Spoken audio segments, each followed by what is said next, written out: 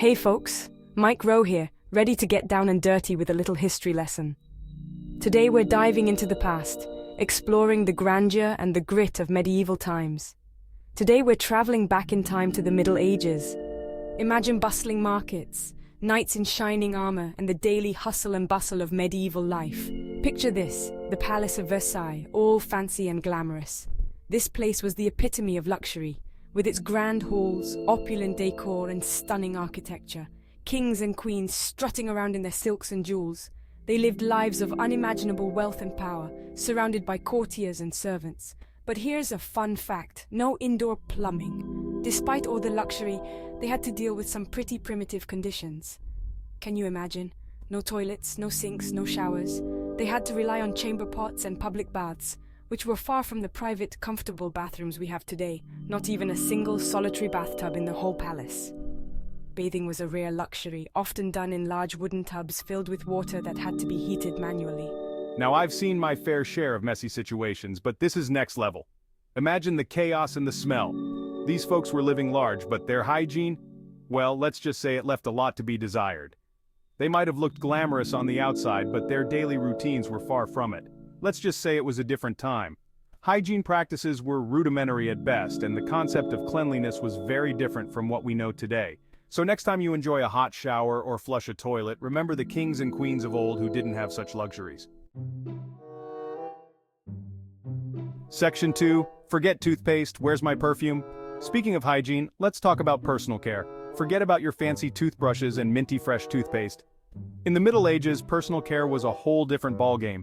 People in the Middle Ages didn't have those luxuries. Tooth decay was a real problem. Without modern dental care, people often suffered from severe dental issues. Imagine a world without dentists, where a toothache could mean days of excruciating pain. And deodorant? Forget about it. The concept of masking body odor with pleasant scents was almost non-existent.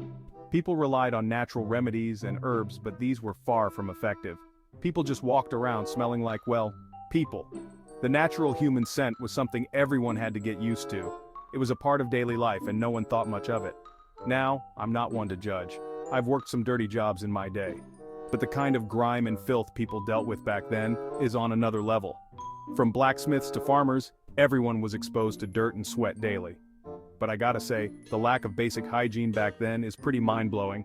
It's hard to imagine living in a time where basic cleanliness was a luxury, yet people adapted and found ways to cope. They used what they had, and life went on. It's a testament to human resilience and adaptability. Section 3, out the window and into the moat, hopefully. So, if there were no toilets, where did everyone go? In medieval times, the concept of a flushing toilet was unheard of. People had to make do with what they had. Well, folks, they used chamber pots. These were simple containers kept in rooms for people to relieve themselves. Imagine having to use one of those in the middle of the night. And when those filled up, the contents often got tossed right out the window. Yes, you heard that right. Waste disposal was as simple as opening a window and throwing it out. Hopefully there was a moat below to catch the, shall we say, debris. The moat served as a convenient, albeit unsanitary solution for waste management. If not, well, let's just say the streets of London weren't exactly paved with gold.